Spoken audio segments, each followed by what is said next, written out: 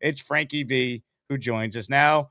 Tanky, how we feeling? David Bailey, first career sack, preseason or not? I know you were pumped watching that. That was a beautiful thing, wasn't it, Jake? Just guy just has that first step. You know, sometimes when it comes to players like David Bailey getting to their sack numbers for the year or hitting a floor of let's say 7 or 8 sacks, you'll have sacks that look just like that. Quarterback drop back a bit too far, and Will Howard. Bailey always has that little first step advantage, gets a little rip in there. Easy, easy peasy. So that's a thing with players getting sacks that I think a lot of times, if you haven't looked at a lot of edge film, you got to realize that they're also going to have sacks that look like that are just pretty easy. But that's what guys that get sacks and great sack artists do, is get easy sacks like that. So you'll see a bunch of those, I'm sure, throughout his career, where I'm hope that are that easy. And yeah, man, that was great. It's great to get that like sack monkey off your back. You kind of want to get that first one just to feel it out. He actually spoke about that. So yeah, man, I was very, very happy. You know what was exciting too? A little subtle thing. Just gets right back up like he expected to do it. David Oh Bailey's yeah. wearing the weird pass rush number. He doesn't have the gloves or the wristbands. He's just a very unique looking player. And then he just picks up a sack, very nonchalant. Like that's what he's going to do. That's what he's expected to do. So I love seeing it, man. I've been very impressed so far through his first 2 games in the preseason. Yeah, man, he's looked good. He's looked good. He hasn't done anything I think out of this world just yet, but I think he's done everything that he's been asked to do. Gap assignments wise, he's looked pretty good. He hasn't looked, let's say, overmatched in the run game. Got a little bit ahead of himself at times in some snaps last week, but he's good, man. He's just a good player, and he's going to get better. He's going to get stronger. He's going to get better working with Carl Dunbar, and I think Aaron Glenn's actually done a pretty good job with that front seven. So I just think all year you're going to see all those guys getting better. They're all young, man, and you have to realize too, with rookies, especially on the defensive line, Jake, they haven't played next to any of these guys. They haven't played with any of these backers, any of these coaches. I mean, you're practicing with these guys now for a few months, and with the schedules now, it's just going to get better and better the more film they look at. It's just Bailey's going to be a player that we're not going to look at and think is a weakness on this defense. It's actually the opposite. I think we're going to look at and see him as one of the strengths, and opposing offenses are going to have to key in on him every Sunday, or Thursday or whatever. So yeah. The Jake Asman Show is brought to you by PrizePicks. Check out PrizePicks right now. If you're a sports fan, they have something for everyone, especially if you're one of my listeners and you're gearing up for the upcoming Jets season. For player picks on PrizePicks, you just pick a player you like and you go more or less on a few of their stats. Check out some of the numbers they have for some of your favorite Jet players: Geno Smith, Breece Hall, Garrett Wilson, Omar Cooper Jr., Kenyon Sadiq, and many more. PrizePicks should be your go-to. And check out their new offer right now. Play your first $5 and get $150 in lineups if you win. All you need to do is sign up and use that code HMA. That's PrizePicks code HMA. Download the app now or click the link in the description to download the PrizePicks app today. Frankie, I want to talk about Geno Smith and what you saw from the Jets starting offense. But before we even do that, I mentioned Nashville. What did you make of the Titans last night facing the backups for Seattle, right? No Darnold on offense. None of the best players for Seattle offensively. It was Drew Lock making the start. The Titans defense, Salah's guys, they played their starters, and the Titans starters were picked apart by the Seattle backups. Do you put any stock into that? Is it just preseason? What have you made of the fact that the Titans starters really struggled against backups last night? Yeah, Jake, the Titans don't look all that good, man. You have to make something out of it. You're talking about starting players that are literally getting blown off the ball. They have no gap integrity. I mean, that defense is not looking all that hot. I think the rookie that I liked actually is having a pretty good preseason, Anthony Hill Jr. I like him out of Texas. He was one of my favorite players. So he's been actually playing well out of a lot of those young guys on that team. But Jake, they're a young team like us trying to figure things out. And yeah, man, I mean, listen, Seattle's one of the best teams in football. They're just so well coached, including their backups. Like when a team's well coached, their backups and third stringers are also well coached. They're all doing the same drills and going through the same film. But yeah, that was just that was embarrassing to a degree. I mean, you can't just be run down by backups and your starting guys are getting blown off the ball. That's a bad sign for them. It's a good sign for us though. So Tennessee is 2-0 in the preseason, but don't take that number for anything more than it just being a preseason record. Their offense has struggled. Carnell Tate hasn't caught a pass yet. Put that in perspective. So, I mean, wouldn't you want to get your top 5 pick wide receiver at least a ball in 2 games of preseason, especially with Cam Ward? They haven't been able to do that. I don't know, man. That team, they might be drafting one next year. That might be the hot team drafting one that no one's really talking about because they just don't look good and they're very young. And unless things start meshing fast for them, it could be like us last year. Things just start snowballing to the point that nothing makes sense anymore. And that's what it looks like so far for them. I mean, it is a must win for the Jets in that game. But like watching Cam Ward, like he was checking the ball down. He couldn't get the ball to any of his receivers. It looked ugly. He got the ball knocked out of his hands on his third and final drive. So in 3 drives, all he led them to was just a field goal that was aided by a very questionable penalty that I saw. And then you had Drew Lock throwing for 103 yards and a touchdown in limited action. They jump out against backups to a 16-3 lead. You had the running back right for Seattle, 69 yards untouched. Look like Walter Payton. I mean, no one even got a finger on him. There was a hole so wide open that he hit and was gone. I mean, Elijah Arroyo scored the touchdown on the opening drive, 7 plays right down the field. They looked awful. I pulled this clip from my buddy Jared Stillman, who's a host on Mad Dog Sports Radio, and he does what I do for the Jets, but about the Titans down in Nashville. Jared's a good dude, and he calls it how it is. This was his rant last night, talking about how awful the Titans looked against the backups for the Seattle Seahawks. This team fucking sucks. They suck. And it's everything. I am going to bitch about Cam because I do think there are some things to bitch about with Cam.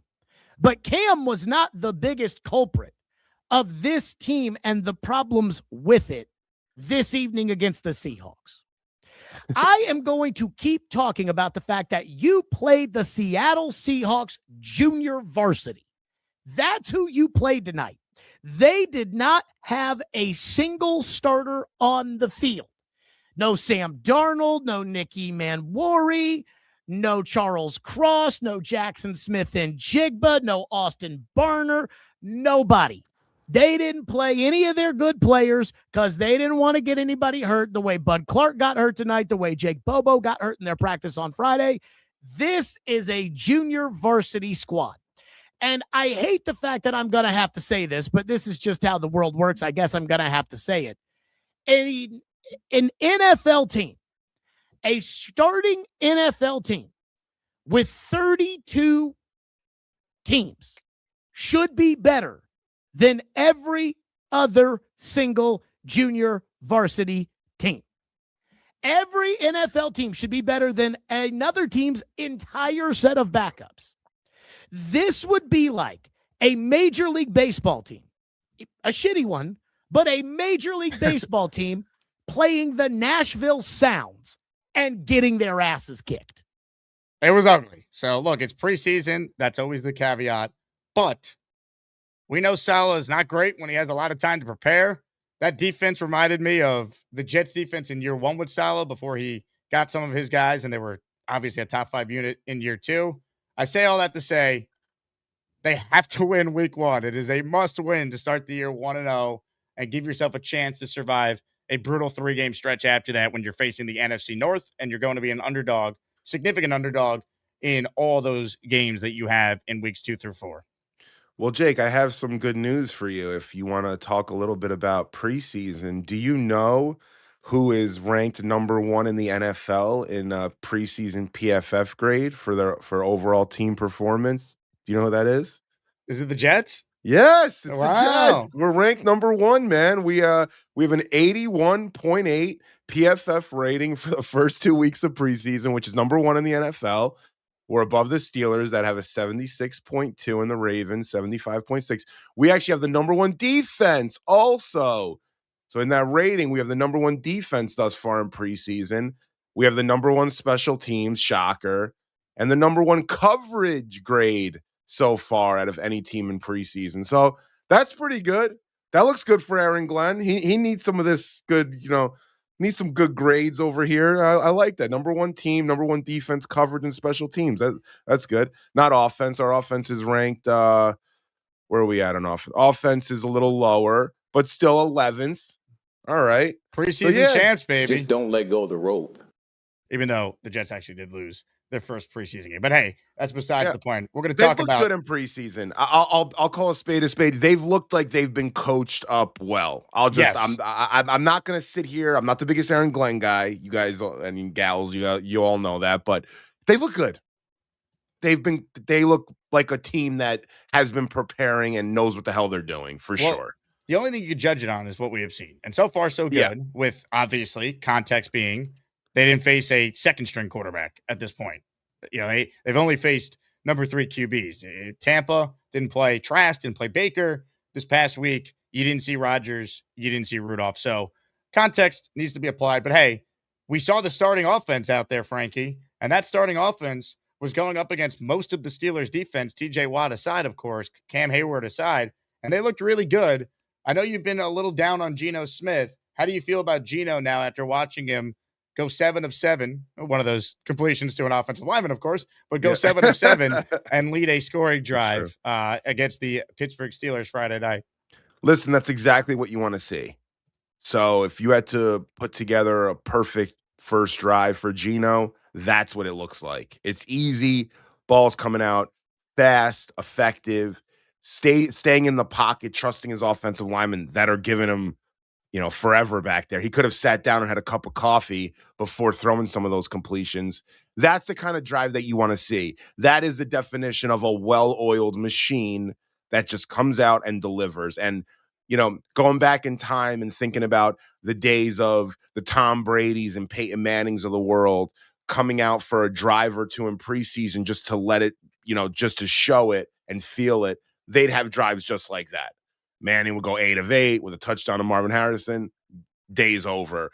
Brady would do the same kind of thing. So seeing that from Geno just reminded me a little bit of what these older vets used to do back when I think quarterbacks were maybe at a premium in this league. And it just looked he looked the part, which is what you want to see. So good for Geno. I mean, listen, he hasn't had any real snaps. Those were his first real snaps since last season. So it's nice to just come out there and, you didn't skip a beat, which is good. And I like what Frank Reich put together there. I don't want to play too much into it. I made this mistake last year with Tanner Engstrand, where I went crazy after a few preseason games because I loved what I saw in the All-22, and that didn't really translate all that well. So I don't want to get ahead of myself here, but it's nice to see, and it's great for his confidence and for that offense also.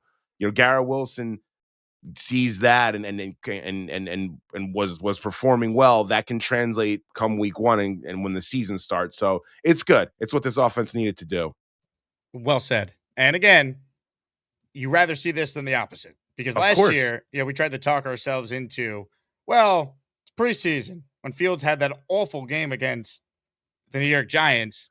And that more or less was the version of Fields we got for all the games besides, that week 1 game and then the outlier game again against the Bengals, and the Bengals have the worst defense of all time. So there's definitely some context there, but 100%, that's exactly what you want to see. Frankie, I want to ask you about the Jets offensive line specifically, because your screenshot went mega viral showing the type of pocket that Geno was working with here. What have you made of this offensive line, and how good do you think they could potentially be this year?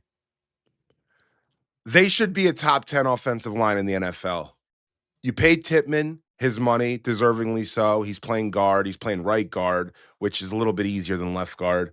Olu's a first, round pick, 11th overall. Membu's a top 10 pick, and he's fantastic. Yeah, you have Myers and Parham. Myers is serviceable, and Parham is average left guard by everything you can look at. So with that being said, Jake, they should be a top 10 unit. I like this clip specifically. They're looking nasty, and that's the one thing with Parham that I like that he's hopefully going to bring here is some nastiness. You kind of want that next to Olu. I think the caveat in all this is going to be Olu. Olu Fashion is going to be the difference between this being a top 10 unit and this just being middle of the pack. He's playing the most important position on the offensive line at left tackle. So if he doesn't play all that well, that'll just bring the entire unit down. You're not protecting Geno's blind side. So that might make it look a little worse at times and drop that value as a top 10 unit. But Jake, they should be a top 10 unit. You've invested a bunch in them. We've seen flashes like that clip is a flash of what they can do. Go out there and make it happen. That's it. They gotta come together. You know, it's like Josh Myers has to know what Parham's doing and Tittman. The tackles need to be on the same page. They have to be in sync. I think the offensive line coaching has been very good too. I see some of the techniques that they're running and I like it. I think again, I think this team thus far has been pretty good in what they're putting on tape thus far. And you know, that needs to just translate. But yeah, it can be pretty good, man. I think it has to be top 10. I hear people say, oh, top 15. I think if they're healthy, they should be a top 10 unit. And it's not, setting too high of expectations to feel that way. When you take tackles back-to-back years in the first round, each with top 11 picks, when you pay a former second-round center/guard the money they've now paid Tittman, if you've invested that type of capital into your offensive line, you should be a top 10 unit. And I do agree with you. I like Olu Fashanu. This is a big year for him. This is a year where we really see, is he the next guy that the Jets are going to want to pay, part of this young core for whoever the quarterback is next year? Or is he going to be in the Will McDonald side where you don't really see enough? You like him, but you're not going to extend him right now. You'll pick up the fifth-year option, which they already did, and then it's, okay, we're going to give this guy an extension or not, or do we want him to play another year on the deal? Like that to me is kind of where we're at with Olu. He's the key. I think he's got the talent to do it. I want to see him go out there and now put it all together. I agree. I think he's the key to this offensive line being a top 10 unit. Yeah, man. And you know what? Olu out of Penn State, man, I was such a fan of his. Nick and I used to go back and forth. Who would you rather have, Alt or Fashanu? I was a Fashanu guy before we drafted him. I really liked him. I liked him. He was my 1A to Alt as 1B. But yeah, I think he's got to get, you know what Olu's got to do, man? He's got to get a little meaner, just a little bit. Get a little edge to you. Get a little chip on your shoulder, just a little bit. I think he can be a little bit too shy, a little bit low key. Be a little rough and rowdy. Get into something with the defensive lineman. Get your mojo moving. I think as he gets older in the league and gets more confidence, he'll be able to do that a little bit more.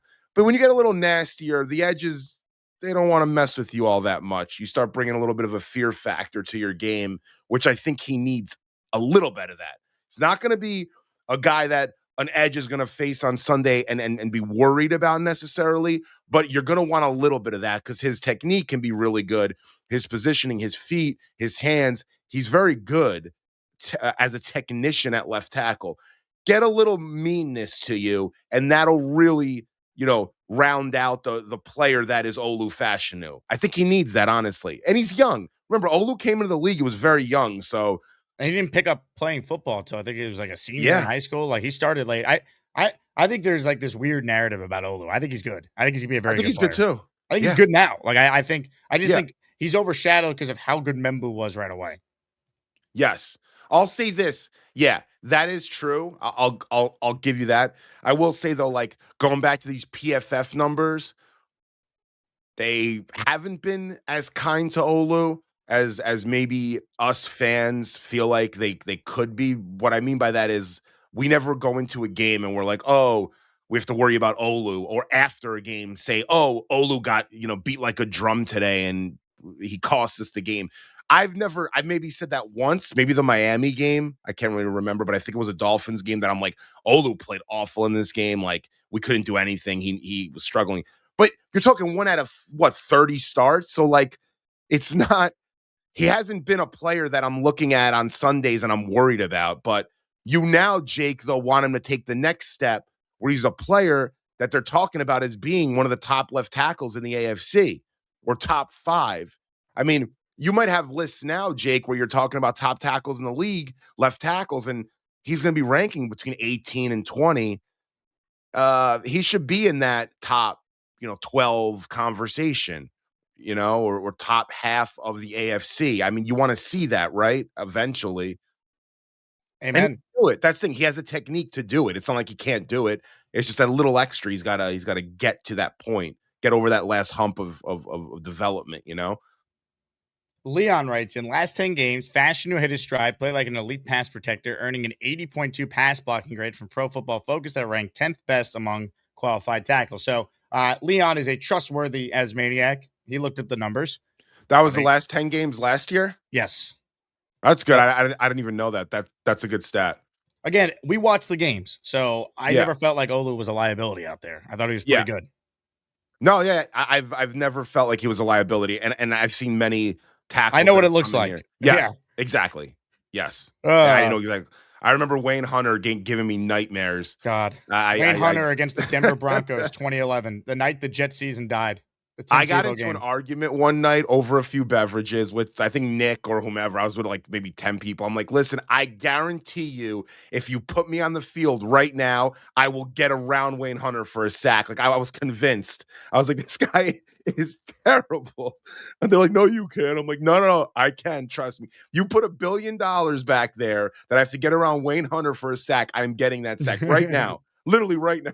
Today, just got no chance unless you click on that like button. And you got to make sure you subscribe to the Jake Asman Show. You don't, you can get the f*** out. Now let's go, Asmaniacs. We're built for this shit.